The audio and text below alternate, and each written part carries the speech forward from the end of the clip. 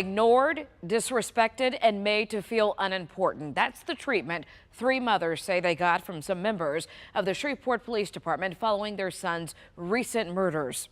Tonight, those grieving mothers sit down with KSLA Chief Investigative Reporter Stacey Cameron, sharing their emotional stories of frustration with police. Those mothers hope their stories spark change in the way Shreveport PD leadership deals with the victims of deadly violence. Here's Stacey. Well, you feel a mother is not supposed to bury her child. You always think you should go first. As mothers, Wendy Benjamin, Day by day, it's something always to remind you of your child. Latasha Kavanaugh, We're living without our children. and Tammy Davis Sometimes it get hard trying to talk about it. It really do. live with the reality most parents fear to imagine. It's some shoes that you, as a mother, I promise you shouldn't want to walk in. All 3 recently buried young sons, victims to the growing problem of homicide in Shreveport. It hurts. It's only been 9 months since we lost Jordan, and you can see I can't help but to cry whenever I talk about him or think about it. While the circumstances surrounding the deaths of Jordan Davis in December 2017, At first, they told us that Jordan had shot himself, that it was self-inflicted. Quincy Randall in October 2016, He was in the back of a car on Babylon Street. He had dozed off to sleep, and the young man walked up and shot him 20-some times. and Latrice Benjamin in May 2016 differ greatly. I hear a lot of stories myself. I mean, he was in the Grimmy Drive shooting. 2 threads connect the heartache of these mothers. No one's been arrested for killing their sons, and since day one, they felt all but ignored by the Shreveport Police Department. They never called me to this day and told me my son was dead. The detective in charge of your son's case Never called? Never. And police didn't call you? Never. He died to I call you? never received a call saying my son was killed. I found out through a friend. We found out from a phone call. Someone woke me up and told me to go to the hospital because Jordan had been shot. And that was like, by the time I got there, my baby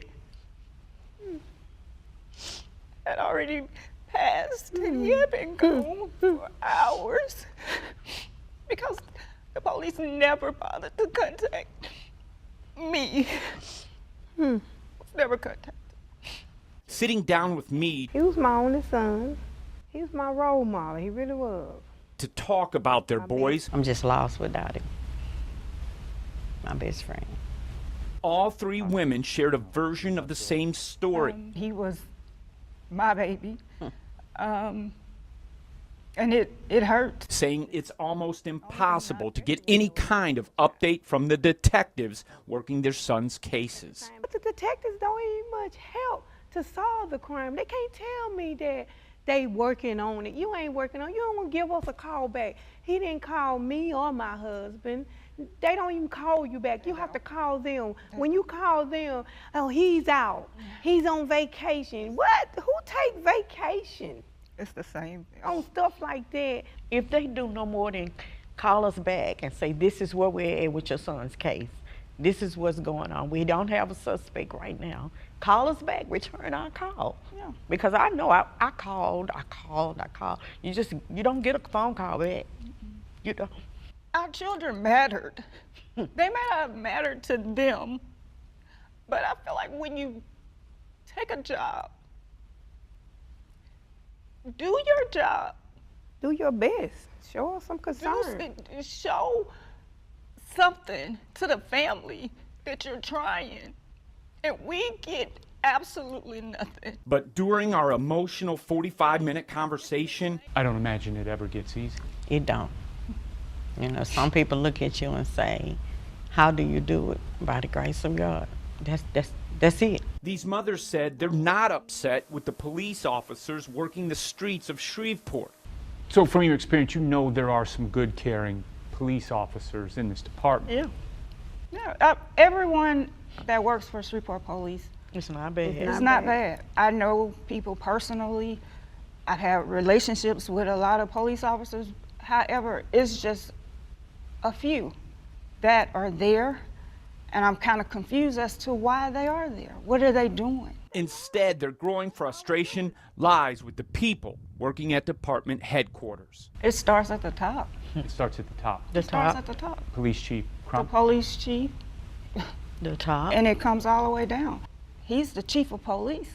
What exactly is he instilling in the people that fall under him? After suffering 47 homicides in 2016 and 50 in 2017, Shreveport is on pace to witness 49 homicides in 2018 if the current rate holds. That marks a 71% increase in the city's homicide rate compared to the years 2013, 14, and 15, according to police department reports. When you ladies hear Chief Crump saying that violent crime is down in Shreveport, No, it ain't Yeah, down. right. you don't believe that. It's not. I ain't got to believe. Pop the TV. You Got hear about TV a on. You shooting? hear it on TV. You hear it on the street. I don't believe it. I don't. I definitely don't believe it. He just talking. Cause he in a position. He just talking because the crime ain't gone down. Struggling every day with the pain of losing a son, Does it help to meet other mothers and be able to share these stories? Yes. To know that I'm not alone. these women say they're also starting to face a hard truth: their child's killers may never get caught. Before you knew what this was like, to have a son killed, could you have imagined the difficulty you would go through just trying to see that police at least identify a suspect in your son's killing, let alone bring someone to justice? I always tried to teach my boys that the police are there for you, to help you, to serve and protect. I never would have thought that I would be sitting in this chair right now, 9 months later, after my child lost his life, and still with no answers. According to Shreveport police numbers, from January 2016 through August 2018, detectives made arrests or identified unarrestable suspects in 68 of the city's 140 murder or manslaughter cases, a clearance rate of 48%. According to the FBI, the national homicide clearance rate is 64%. With the number of murders increasing and the number of arrests remaining low, what message does that send to people in the streets who might have a gun and are considering shooting and killing another person? It's okay to kill, and you can get away with it. It's okay to kill. You think that's the message that's being sent in Shreveport right now? Getting away with it. You can kill and get away with it.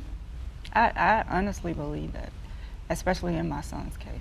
While some of their harshest words are reserved for what these women call a lack of leadership inside the SPD, Well, they need to just fire all of them down there and get some more people in who gonna do the job.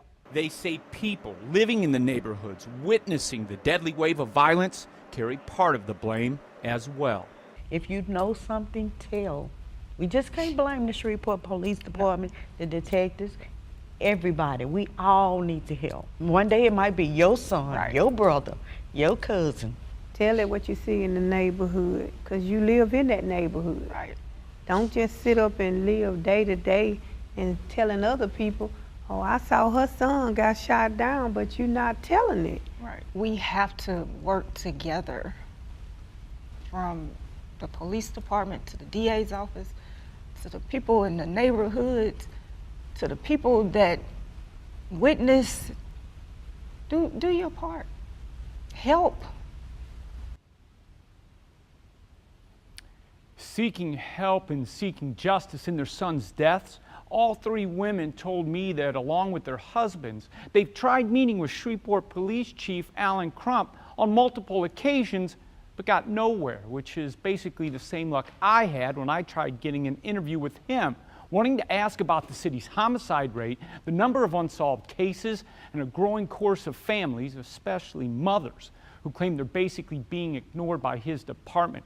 Instead, I got a 4-sentence comment by email that didn't answer any of my questions. If you'd like to see more of my interview with the three mothers, it's now live online at our website, ksla.com. I'm Chief Investigative Reporter Stacey Kim.